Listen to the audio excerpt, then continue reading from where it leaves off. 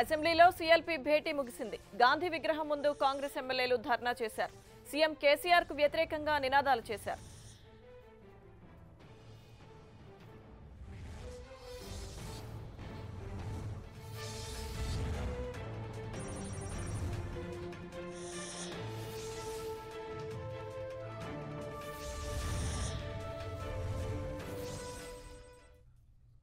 కేసీఆర్ గారికి రంగులు ఎట్లా ఉసరలి రంగు మార్చాడు, కేసీఆర్ రంగులు మార్చుడు, మాట మార్చుడులో నంబర్ 1 కిలాడి. ఆయన ఎప్పుడు కూడా ఏది చెప్పినా నిజం ఉండదు. ఎలక్షన్ గెలవంగానే ఆయననే అన్నాడు, గత 5 సంవత్సరాలు పోకుండా ఈసారి తెలంగాణలో పార్టీలు మార్చకుండా చట్టాలను రెస్పెక్ట్ ఇద్దాం, ఒక మంచి డెమోక్రసీగా 9వ రాష్ట్రంలో చేపట్టి చూపిద్దామని చెప్పిన వ్యక్తి దాన్ని నమ్మి మేము స్పీకర్గా యునానిమస్, డిప్యూటీ స్పీకర్గా యునానిమస్ ఇచ్చినారు. మళ్ళీ ఆయనే గెలవంగానే నేను లీడర్ ఆఫ్ ది అపోజిషన్ నన్ను తీసేయాలనే ఉద్దేశంతో 4 మా ఎమ్మెల్సీలని మీ సాక్షిగానే సిఎల్పిలో మీటింగ్ జరిగింది. ప్రెస్ సమావేశంలో ఆకుల లలిత గారు, సంతోష్ గారు నా పక్కకి వస్తున్నారు, మా సురేందర్ ఎమ్మెల్యే గారు. మళ్ళా 2 గంటలు 5 గంటల తర్వాత సీఎం ఇంట్లోకి వెళ్ళి మాకు సిఎల్పి సమావేశం జరిగింది, మేము 4 ఒకటైపోయినాం కాబట్టి మెజారిటీ ఒపీనియన్తో టీడీపీ కాంగ్రెస్ నుంచి టీఆర్ఎస్ కు మర్జర్ చేయమని ఇయ్యగానే 4కు మర్జర్ చేసినారు. నెక్స్ట్ డేనే 24 అవర్స్ లో మా స్వామిగౌడ్ గారు మరి కౌన్సిల్ చైర్మన్ గా యాంటీ డిఫెక్షన్ కానీ చట్టాలకు కానీ మన ప్రజాస్వామ్యాన్ని తొక్కేసి పాస్ చేసిండు. గత 4.5 సంవత్సరాలుగా ఎదుర్కొన్నటువంటి అనేక సమస్యలను ప్రస్తావిస్తారని, పోరాడతారని ఆశించి అసెంబ్లీకి పంపితే మరి ముఖ్యమంత్రి గారు కేసీఆర్ గారు పెట్టేటువంటి ఆశలకు, భ్రమలకు లొంగిపోయి ఈ రకంగా అమ్ముడు పోతారని ఎవరు కూడా ఊహించని విధంగా అమ్ముడు పోవడాన్ని మేము తీవ్రంగా ఖండిస్తా ఉన్నాం, నిరసిస్తా ఉన్నాం.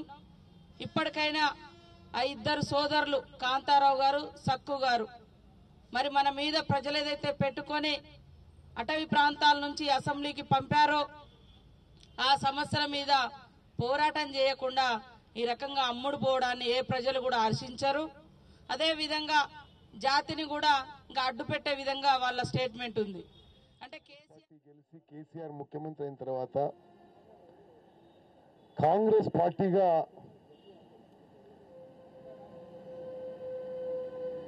ఈ ఎన్నికల్లో అనేక విషయాల్లో మాకు సందేహాలున్నా విజ్ఞతతో ప్రజల తీర్పును స్వీకరించి ఒక పాజిటివ్, ఒక కన్స్ట్రక్టివ్ అపోజిషన్గా ముందుకు పోవాలని చెప్పి కాంగ్రెస్ పార్టీగా భావించడం జరిగింది. సరే, మొదటిసారి కాకుండా రెండోసారన్నా కేసీఆర్ గారు ఒక రాజనీతిజ్ఞుడిగా, ఒక స్టేట్స్మెన్గా వ్యవహరిస్తారని చెప్పి ఆశించాం.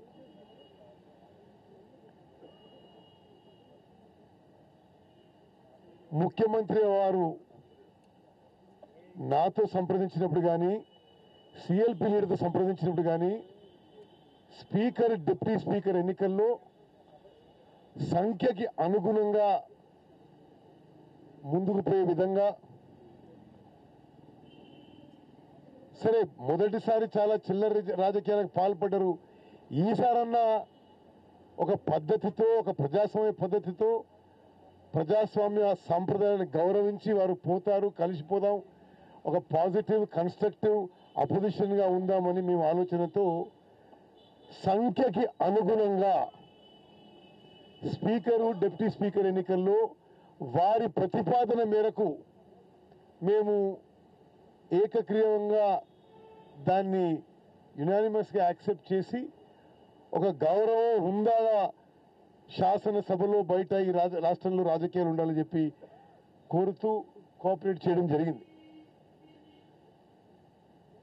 అప్పటి వరకు ఒక తిరుగున ఈ పెద్ద మనుషులు అది అయిపోగానే శాసన మండలి ఎన్నికల్లో నిన్న 2 కాంగ్రెస్ ఎమ్మెల్యేలని కొనుగోలు చేయడం తెలంగాణ రాష్ట్రంలో ప్రజాస్వామ్యాన్ని భ్రష్టు పట్టించడమే. ఎంత ఖరీదు కొనుక్కున్నారో కేసీఆర్ గారు తెలంగాణ ప్రజలకు తెలియజేస్తే బాగుంటుందని చెప్పి మేము అభిప్రాయపడుతున్నాం. ఒక పేపర్లో చూసిన హెడ్లైన్స్లో కాంగ్రెస్ పార్టీకి కోలుకొని దెబ్బ అనేది రాసిండ్రు. ఇది కాంగ్రెస్ పార్టీ కాదు, ఇది తెలంగాణ ప్రజాస్వామ్యానికే కోలుకొని దెబ్బ కొడుతుంది. ఇక సిఎల్పి భేటీ ముగిసింది. అలా గాంధీ విగ్రహం దగ్గర కాంగ్రెస్ ఎమ్మెల్యేలు ధర్నా చేస్తున్నారు. ఇదే అంశానికి సంబంధించి మరిన్ని డీటెయిల్స్ మా ప్రతినిధి కొండల్ అందిస్తారు. కొండల్, అందుకైతే రాష్ట్ర వ్యాప్తంగా ప్రొటెస్ట్ నిరసనలు తెలియజేయాలని కాంగ్రెస్ డిసైడ్ అయింది. సిఎల్పి సమావేశంలో అత్యవసరంగా ఏర్పాటు చేసిన సిఎల్పి సమావేశంలో దాదాపు గంటకు పైగా చర్చించారు. 2 ఎమ్మెల్యేలను టీఆర్ఎస్ ప్రలోభాలకు గురి చేసి తమ నుండి తీసుకుందని చెప్పి Congress party ఆరోపిస్తుంది.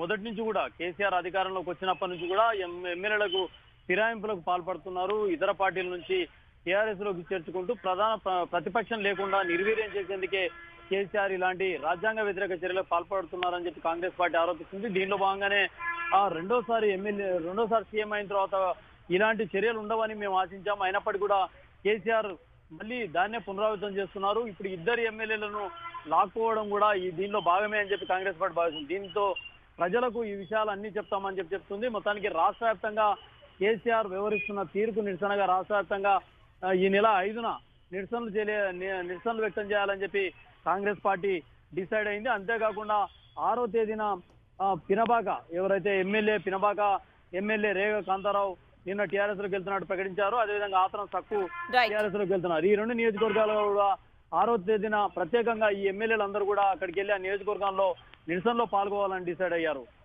Thank you Kondal.